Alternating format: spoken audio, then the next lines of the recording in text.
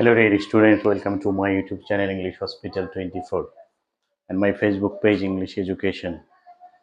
তো আজকে আমি পাংচুয়েশন নিয়ে আলোচনা করব। একটি প্যাসেজের মধ্যে কিভাবে পাংচুয়েশন ব্যবহার করতে হয়। এর আগের ক্লাসে আমি 2024 সালের বাংলাদেশের এসএসসি পরীক্ষাতে 2024 সালে যে পাংচুয়েশনগুলো এসেছিল সেখান থেকে 4টি বোর্ড নিয়ে আলোচনা করেছিলাম। আজকে আমি বাকি যে বোর্ড কোশ্চেনগুলো রয়েছে সেগুলো সমাধান করে তোমাদেরকে দেখাবো। আশা করছি তোমরা ভিডিওটি শুরু থেকে শেষ পর্যন্ত দেখলে অনেক গুরুত্বপূর্ণ বিষয় শিখতে পারবে। কারণ পাংচুয়েশন হচ্ছে খুব সহজ বিষয়, বাট এখানে কিন্তু অনেকেই সঠিকভাবে ব্যবহার করতে পারে না। এর কিছু ভুল রয়েছে, কেন ব্যবহার করতে পারছো না তোমরা, সেই বিষয়গুলো আজকে ক্লিয়ার হয়ে যাবে। এখানে আমি প্যাসেজগুলো লিখে এখানে পাংচুয়েশন ব্যবহার করব। তোমরা সেগুলো দেখে শেখার চেষ্টা করবে এবং কোন কৌশল প্রয়োগ করে আমি এগুলো ব্যবহার করছি এখানে সেটা তোমরা অবশ্যই ধরে রাখার চেষ্টা করবে, প্রয়োজনে নোট করে রাখবে। প্রথমে হচ্ছে সিলেট বোর্ড 2024 হোয়াই ডোন্ট, এইগুলো সাধারণত আমাদের পাংচুয়েশন কিন্তু পরীক্ষাতে যেগুলো এসে থাকে সেগুলো হচ্ছে দুই ধরনের আসে, সাধারণ প্যাসেজ অথবা ন্যারেশন টাইপের প্যাসেজ। দ্যাট মিনস কোনো ব্যক্তির কথোপকথন যদি থাকে সেটা হচ্ছে ন্যারেশন টাইপের। আমি 2024 সালে যেটা দেখলাম, বিগত বছরের ন্যারেশনের প্যাসেজগুলোই বেশি আসছে এবং এগুলো কিন্তু এর আগের কোনো বছরে কোথাও না কোথাও আসছে। রিপিট কোশ্চেন বলা যেতে পারে, হয়তো ন্যারেশনে আসছিল সেটা পাংচুয়েশনে দেওয়া হয়েছে, অথবা অন্য কোনো বোর্ডে পাংচুয়েশনে এসেছিল সেটাই সরাসরি দেওয়া হয়েছে। এখানে রয়েছে why don't you attend classes regularly, the teacher said, শিক্ষক বললেন কেন তুমি নিয়মিত ক্লাসে উপস্থিত হও না। তাহলে এখানে শিক্ষকের বক্তব্য হচ্ছে এটি যে যেটা বক্তব্য থাকবে সেটাকে আমাদের অবশ্যই ইনভার্টার কমার মধ্যে আটকে দিতে হবে। ইনভার্টার কমার মধ্যে প্রথম অক্ষরটি বড় হাতের হবে। হোয়াই ডোন্ট, তা আমি কোশ্চেনগুলো গুগল থেকে নিয়েছি, সেখানে আমি দেখেছি যেখানে পাংচুয়েশন থাকবে সেই পাংচুয়েশন দেওয়াই ছিল। Why don't you attend classes regularly, কেন তুমি নিয়মিত ক্লাসে উপস্থিত হও না, এটা একটি প্রশ্ন। তাহলে তার বক্তব্যটি যেহেতু প্রশ্ন, এই প্রশ্নটির শেষে প্রশ্নবোধক চিহ্ন দিতে হবে। The teacher said to the বয়, শিক্ষক ছেলেটিকে বললেন। তার মানে এরপরে আর তার বক্তব্যের কোনো কথা বাকি নেই। যেখানে বক্তব্যের কোনো কথা বাকি থাকবে না সেখানে আমরা এই যে ইনভার্টার কমা শেষ করে দেব। তারপর হচ্ছে the teacher said to the বয়, এটা হচ্ছে রিপোর্টিং ভার্ব। রিপোর্টিং ভার্ব যদি দেওয়া থাকে সেক্ষেত্রে দেখবো আমরা রিপোর্টিং ভার্বের সাবজেক্ট, রিপোর্টিং ভার্ব, অবজেক্ট তিনটি দেওয়া রয়েছে কিনা, না শুধু সাবজেক্ট ভার্ব দেওয়া আছে, সেই বিষয়গুলো খেয়াল করতে হবে। এখানে আমরা দেখতে পাচ্ছি the teacher said to the বয়, এখানে সাবজেক্ট ভার্ব অবজেক্ট উভয়ই দেওয়া রয়েছে, সুতরাং আমাদেরকে অবজেক্টের পরে ফুল স্টপ ব্যবহার করতে হবে। The teacher said to the boy, you can't expect good result unless you attend classes, I tell you, আমি যেরকম বলি এরকম যদি তুমি ক্লাস উপস্থিত না হও তাহলে তুমি ভালো ফলাফল করতে পারবে না। সুতরাং এটা হচ্ছে তার একটি বক্তব্য। যদি বক্তব্য তাহলে অবশ্যই এটাকে ইনভার্টার কমার মধ্যে রাখতে হবে এবং ইনভার্টার কমার মধ্যে প্রথম অক্ষরটি বড়দের দিতে হবে। You can't expect good result unless you attend classes as I, আমরা জানি আই দিয়ে যখন আমি বুঝাই তখন আই যেখানেই আমরা ব্যবহার করি সেখানে বড়দের দিতে হবে। তাহলে এখানে আই বড়দের হবে। Unless you attend classes as I tell you, আমি তোমাকে যেরকম বলেছি। তাহলে এটা হচ্ছে এখানে তার বক্তব্য এখানে শেষ, এবং যেহেতু এরপরে কোনো রিপোর্টিং ভার্ব দেওয়া নেই সুতরাং এখানে আমাদেরকে ফুল স্টপ দিতে হবে। আই এম সরি স্যার, এটা ওই স্টুডেন্টের বক্তব্য, তাহলে বক্তব্য ইনভার্টার কমার মধ্যে থাকবে। আই দিয়ে আমি বুঝিয়েছি সেজন্য আই বড়তর হবে। I am sorry sir said the student, এখানে আমরা দেখতে পাচ্ছি রিপোর্টিং ভার্ব শেষে আছে এবং রিপোর্টিং ভার্বের শুধু ভার্ব এবং সাবজেক্ট দেওয়া আছে, কোনো অবজেক্ট দেওয়া নেই। তো যখন রিপোর্টিং ভার্ব পরে দেওয়া থাকবে তখন রিপোর্টিং ভার্বের আগে কমা ব্যবহার করতে হবে। তার বক্তব্য এখানে শেষ, ইনভার্টার কমা আমাদেরকে শেষ করতে হবে।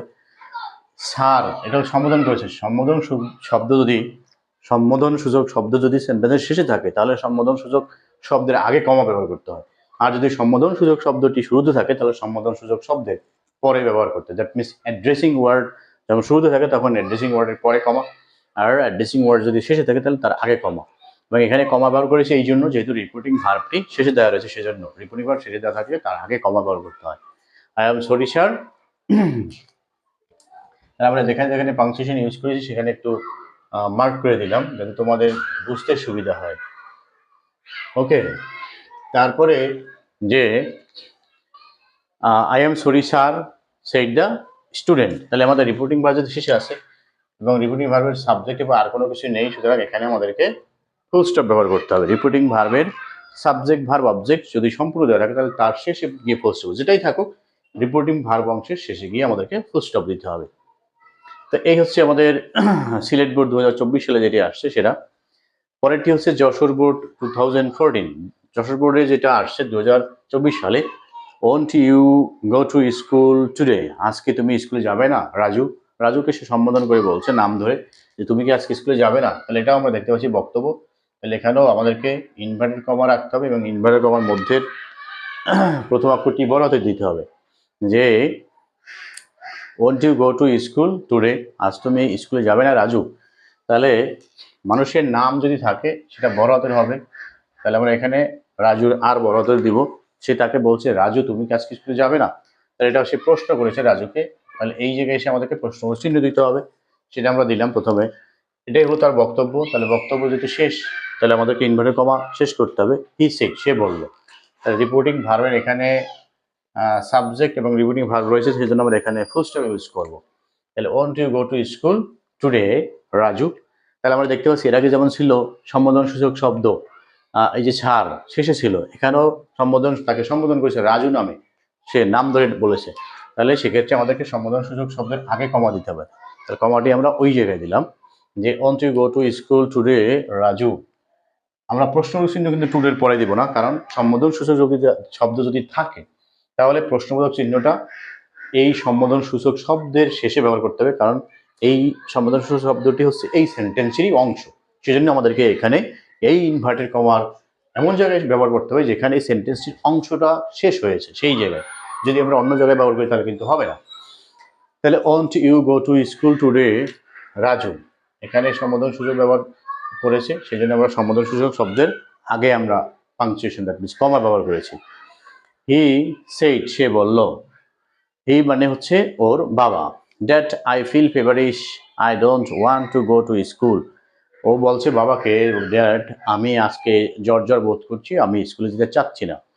তাহলে এটাই হচ্ছে তার ইনভার্টেড কমা শুরু করতে হবে, কারণ তার বক্তব্য এখান থেকে শুরু হয়েছে। দ্যাট, ইনভার্টেড কমার মধ্যে প্রথম অক্ষরটিকে বড় হাতের দিতে হবে। ড্যাডের ডি বড় হাতের দিলাম আমরা। তাহলে সে তার বাবাকে ড্যাড হিসেবে সম্বোধন করেছে। তাহলে সম্বোধনসূচক শব্দ যখন শুরুতে থাকবে তারপরে কমা ব্যবহার করতে হবে, আর যদি সম্বোধনসূচক শব্দ শেষে থাকে তাহলে তার আগে কমা ব্যবহার করতে হবে। আই দিয়ে এখানে আমি বুঝিয়েছি, সেজন্য এখানে আই বড় হাতের দিতে হবে। দ্যাট আই ফিল ফেভারিশ, আমি জ্বর বোধ করছি। এখানে তার একটি বক্তব্য শেষ হয়নি, কিন্তু অর্থ শেষ হয়েছে। পরে আবার আই দিয়ে আমি বুঝেছি, সেজন্য এখানে আমাদেরকে আই বড় হাতের দিতে হবে। আই ফিল ফেভারিশ, একটি সেন্টেন্স শেষ হওয়া এবং বক্তব্য শেষ হওয়া কিন্তু এক কথা নয়। আমরা জানি সেন্টেন্স শেষ হয় সেখানে যেখানে একটি অর্থ সমাপ্ত হয়।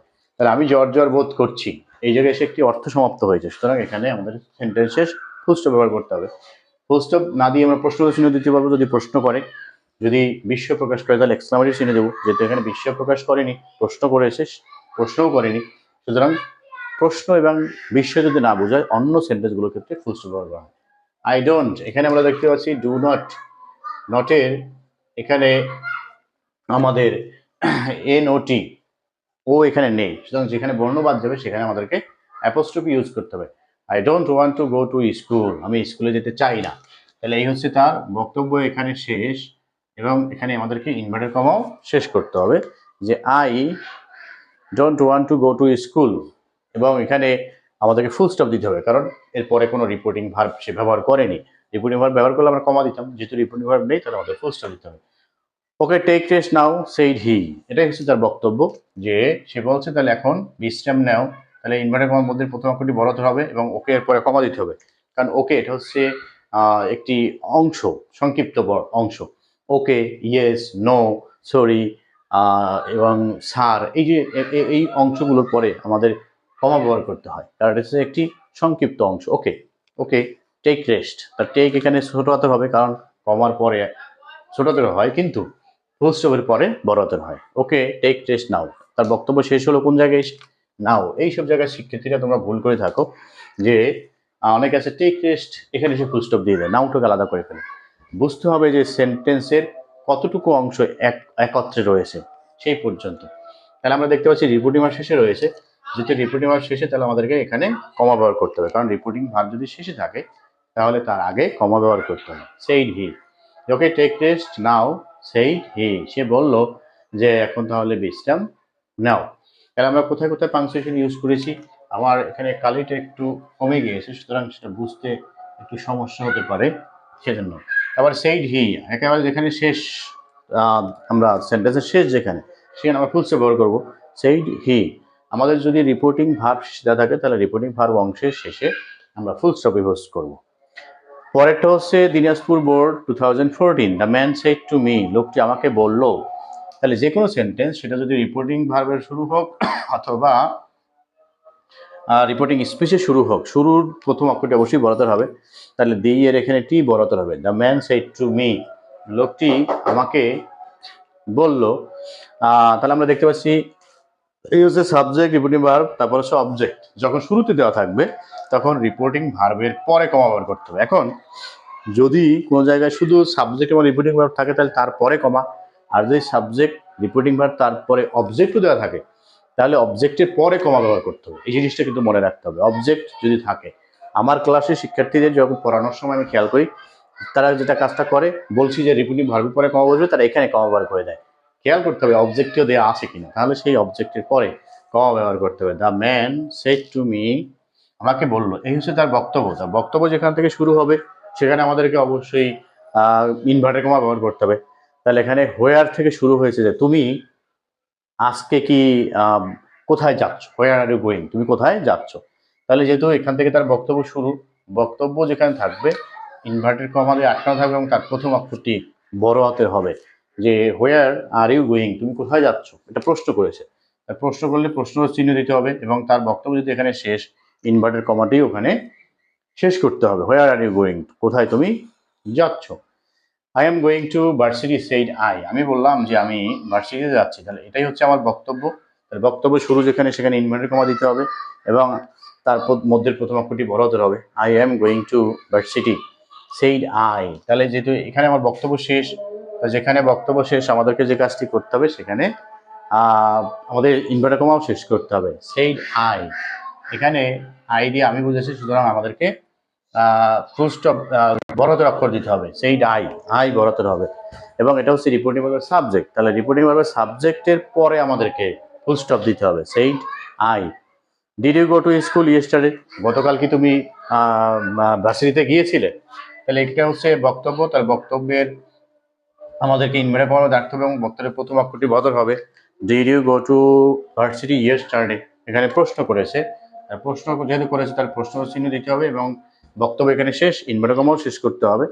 যে তুমি কি গতকালকে ভার্সিটিতে গিয়েছিলে, তাহলে আমাদের এই ইয়েস্টারডে কিন্তু এর সাথে, মানে তুমি গতকালকে গিয়েছিলে তার সাথে, সুতরাং ইয়েস্টারডের আগে প্রশ্ন দিলে হবে না, ইয়েস্টারডে সহ প্রশ্ন দিতে হবে। নো আই রিপ্লাই, তাহলে উত্তর এখানে শুধু নো, দ্যাট মিনস এই এখানে যে বক্তব্য সেই বক্তব্যটি শুধু নো দিয়ে আমার শেষ হয়েছে। তা যেহেতু শুধু নো দিয়ে শেষ হয়েছে তাহলে আমাদেরকে ইনভার্টেড কমা শুধু ওই নো এর নোটাই ইনভার্টেড কমার মধ্যে থাকবে এবং এরপরে আমাদেরকে কমা ব্যবহার করতে হবে, কারণ পরবর্তীতে আমার রিপোর্টিং ভার্ব রয়েছে। রিপোর্টিং ভার্ব যদি পরে থাকে তাহলে তার আগে কমা ব্যবহার করতে হয়, শুধু ইন্টারগ্রেটিভ এবং এক্সক্লামেটরি সেন্টেন্স ছাড়া। যদি এখানে এটা কোশ্চেন হতো, দ্যাট মিনস এরকম কোশ্চেন চিহ্ন থাকতো, তাহলে কিন্তু কমা বসবে না।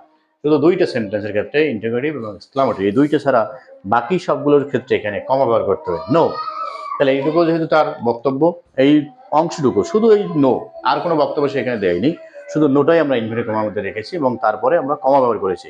কেন কমা ব্যবহার করেছি, কারণ পরে রিপোর্টিং ভার্ব রয়েছে নো আই রিপ্লাই। তাহলে রিপোর্টিং ভার্ব যদি শেষ হয়ে যায় তাহলে তারপরে আমাদেরকে ফুল স্টপ দিতে হবে, আই রিপ্লাইড এরপরে full stop. Why did you not go, কেন তুমি যাওনি, তাহলে এটাও তার বক্তব্য। বক্তব্য আমাদেরকে ইনভার্টেড কমার মধ্যে রাখতে হবে। তাহলে এখানে আমরা হোয়াই এর ডব্লিউটা বড়হাতের করেছি। Why did you not go, কেন তুমি যাওনি, প্রশ্ন করেছে, তাহলে প্রশ্ন করলে এখানে আমাদেরকে প্রশ্ন চিহ্ন দিতে হবে এবং বক্তব্য এখানে শেষ করেছে, সেজন্য এখানে ইনভার্টেড কমাটাও শেষ করে দিতে হবে। আই ওয়াজ ভেরি বিজি, আমি খুব ব্যস্ত ছিলাম, তাহলে এইটাই হচ্ছে তার বক্তব্য, I was very busy. Said I, তাহলে রিপোর্টিং ভার্ব যেহেতু আমার পরে রয়েছে তাহলে অবশ্যই আমাদেরকে এখানে রিপোর্টিং ভার্বের আগে কমা দিতে হবে এবং তার বক্তব্য যদি এখানে শেষ বিজি এর পরে, তাহলে আমাদেরকে এখানে ইনভার্টেড কমা শেষ করতে হবে। সেইড আই, তাহলে আই দিয়ে আমি বুঝেছে, তাহলে সেজন্য আমাদেরকে আই বড় হাতের হবে এবং যেহেতু রিপোর্টিং ভার্বের এই হচ্ছে শেষ, তাহলে এখানে এসে ফুল স্টপ দিতে হবে। তাহলে আমি এখানে যেখানে যেখানে পাংচুয়েশন ব্যবহার করেছি সেগুলো মার্ক করতে সুবিধা হতো যদি আমি এখানে রেড কালার মার্কার অথবা গ্রিন কালার ইউজ করতে পারতাম, তাহলে আর ভালো বোঝা যেত। এখন এখানে কালিটাও সমস্যা হওয়ার কারণে একটু বুঝতে সমস্যা হবে, তো আশা করছি আমি যেহেতু মুখে বলে দিয়েছি কোন জায়গায় কেন ব্যবহার করছি, সেজন্য তোমাদের বুঝতে খুব বেশি সমস্যা হবে না, শুধু একটু দেখতে সমস্যা হতে পারে। তাছাড়া আমি মুখে বলার কারণে তোমাদের জন্য ইজি হবে। এখানে আমি এই 3টি বোর্ড নিয়ে আলোচনা করেছি, সিলেট বোর্ড, যশোর বোর্ড এবং দিনাজপুর বোর্ড। প্রত্যেকটি জায়গায় যেটা আমরা খেয়াল করেছি সেটা হচ্ছে দুইজন ব্যক্তির কথোপকথন থাকে, কথোপকথনের মধ্যে যেটা তার কথা, দ্যাট মিনস যেটা তার অরিজিনাল প্রকৃত বক্তব্য সেটা থাকবে ইনভার্টেড কমার মধ্যে, আর যেটা প্রকৃত বক্তব্য নয় সেটুকু থাকবে ইনভার্টেড কমার বাহিরে। সেক্ষেত্রে যদি সেই যেটা প্রকৃত বক্তব্য নয় সেটাকে বলে আমরা রিপোর্টিং ভার্ব, সেটা যদি শুরুতে থাকে তাহলে তারপরে কমা ব্যবহার করতে হবে, আর যদি শেষে থাকে তাহলে তার আগে কমা ব্যবহার করতে হবে, শুধু দুটো সেন্টেন্স ছাড়া, ইন্টিগ্রেটিভ এবং এক্সক্লামেটরি। আশা করছি তোমরা বুঝতে পেরেছো। বুঝতে না পারলে অবশ্যই সেটাও কমেন্ট করে জানাবে। তারপরে অন্য কোথাও কোনো সমস্যা থাকলে সেগুলো জানাবে আমাকে। 2024 সালে যা কিছু পরীক্ষা আসে সবগুলো নিয়ে আমি পর্যায়ক্রমে আলোচনা করব এবং সবগুলো বিষয় তোমাদেরকে বুঝিয়ে দেওয়ার চেষ্টা করব। তো আজকে এখানে এই 3টি দিয়ে শেষ করব, যেহেতু মার্কারের কালিতে প্রবলেম করছে। আমি মার্কার রিফিল করার পরে পরবর্তীতে নতুন যে আরও কয়েকটি দুটো সম্ভবত রয়েছে সেগুলো নিয়ে আলোচনা করবো। এছাড়া অন্যান্য যে বিষয় টপিকগুলো রয়েছে, right form of verb, tag question, completing sentence, changing sentence, প্রত্যেকটি বিষয় নিয়ে আলোচনা করবো। সেই পর্যন্ত তোমরা সকলে ভালো থাকবে, সুস্থ থাকবে, সর্বদা চ্যানেলের সাথে লেগে থাকো। এই চ্যানেল থেকে পড়াশোনা করলে অবশ্যই তুমি পরীক্ষায় সাকসেসফুল হবে, কারণ এখানে আমি যেভাবে আলোচনা করি একেবারে সকল শিক্ষার্থীদের বোঝার মতো ল্যাঙ্গুয়েজ ইউজ করে খুব সহজভাবে সাবলীল রুল দিয়ে, নিয়মকানুন দিয়ে আলোচনা করার চেষ্টা করি। এবং যেহেতু আমি বোর্ড পরীক্ষাটা চেক করে সেই এক্সপিরিয়েন্স থেকে শিক্ষার্থীদের কোথায় ভুল হয়, কী কারণে ভুল হয়, সেইগুলো কিন্তু মার্ক করে দেওয়ার চেষ্টা করি এবং মুখে বলে দেওয়ার চেষ্টা করি। তোমরা সেগুলো লিখে রাখবে। আজকে এখানে শেষ করছি। I wish you all the best. Thanks for watching.